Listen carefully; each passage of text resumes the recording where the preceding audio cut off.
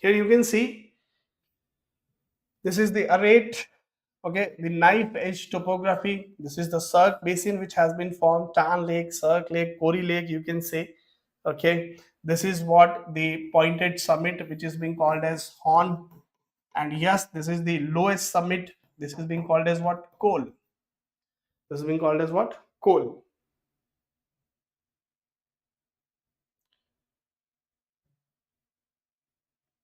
All right. So horn is basically the top summit, you can say.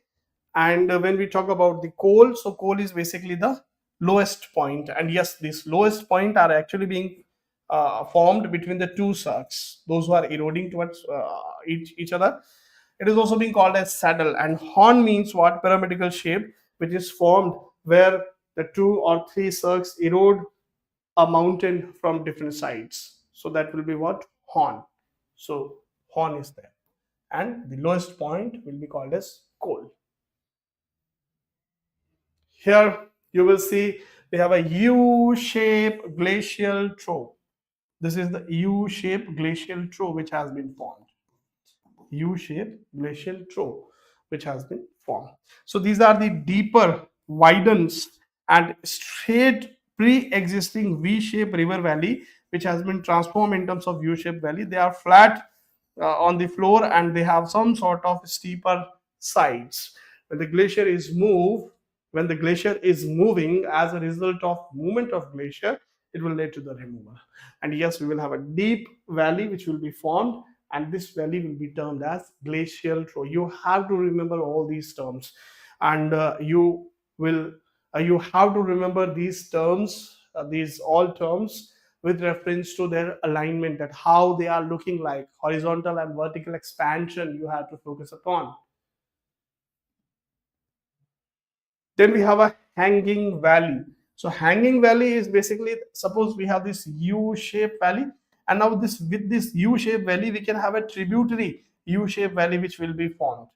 When we have this tributary small glacial valley or U-shaped valley, which could be above the U shape, that will be termed as what? Hanging, because with respect to this particular U-shaped valley, the deep U-shaped valley, this valley is act like what? Hanging, that something is hanging in this U-shaped valley. So that's how it is being known as what? Hanging valley. So it is the tributary, small tributary glacier valley, which is called as what? Hanging valley. And this is shaped when the glacier. All right, this will be shaped when the glacier will going to retreat. Yes, there is a retreat of glacier as well.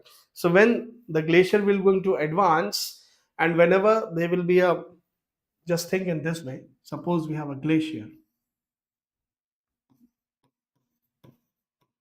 okay, and because of the melting of ice, what we can say, the plucking will be there, erosion, I mean plucking will be there, abrasion will be there, and there will be erosion. And similarly we will have what? Let's say this glacier, this mass have moved like this, and here we will have what? Deposition. Now in this era of climate change, let's say, or in other words, when this ice of glacier will going to melt, can't we say that this portion, suppose this portion is melt, so now the boundary is like this, suppose this portion is melt again, so we will have a boundary like here, and then again if we have a melting of this portion, then we can have a boundary of the glacier here. So what we can say, that here first, this is the entire portion of glacier. As a result of melting, now the portion of glacier is like this. Then again, due to the melting, the portion of glacier like this. Then again, due to the melting, the portion of glacier is like this. It means the glacier is retreating. The glacier is retreating from its position. So this is being called as what? Retreating glacier.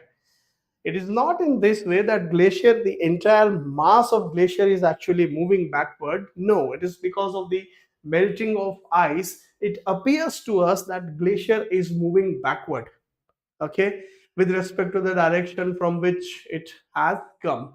So instead of this, when we have a this kind of melting of ice, so that is being termed as what? A retreating glacier. Here, this is the A point, this is the B point, this is a C point, this is a D point, for example. So with respect to the A point, here the glacier is on B. With respect to the B point, the glacier is on C. So glacier is moving what? Backward, retreating. Advancing, retreating. So when we have a retreating glacier, there will be a formation of what? Hanging valley. Suppose the glacier is like this, and when the glacier will move backward, there will be a formation of what? Hanging valley. And they often has what? Waterfall. If there is a, we can say water, or let's say ice, if it will going to melt, so waterfall will going to form as a result of this. And there will be a V-shaped valley which will be formed. So here we'll have a V-shaped valley which will going to connect with the glacial trough, and that's how we'll have a glacial landform called as what? Retreating glacier and hanging valley. I hope there is a clarity with respect to the retreating glacier. Now moving ahead, erosional landform, we have a fjords. We have what? Fjords. Fjords. It's J, okay? Fjords. So with respect to the fjords, like how fjords would going to form. So fjords would going to form whenever they are being drowned by U-shaped valleys, when they will going to drown by U-shaped valleys, and they will be formed like whenever we have a glacial-marine kind of influence. Glacial-marine means the implication or the application of glacial movement would be there. With respect to the movement of glacier, there will also be an action of marine water. As a result of the action of marine water, what we can say that because of the action of two, because of the U-shaped glacial trough which has been formed, U-shaped glacial trough, yeah, U-shaped glacial trough which has been formed by the action of glacier. Now this thing, if it will going to take place near to the coastal areas when there is a sea water, and if there is a sea water, or let's say if there is a water which has been melt, and when this glacier will going to melt completely while creating this U-shaped glacial trough, and if this will going to submerge under the coastal water, we will have a formation of what? Fjords. We'll have a formation of what? Fjords. Okay. So these are the features of coastline glacier. Wherever we have a coastline glacier, there will be a U-shaped valley which will be formed as a result of glacial erosion. And yes, when the same valley is filled by the we can say the saline water, okay, so that will be called as what? That will be called as fjord. Fjords are well known for their picturesque appearance. Fjords are well known for their some sort of, we can say, neither saline nor fresh water, brackish water is there. So brackish water feature is there with respect to these fjords.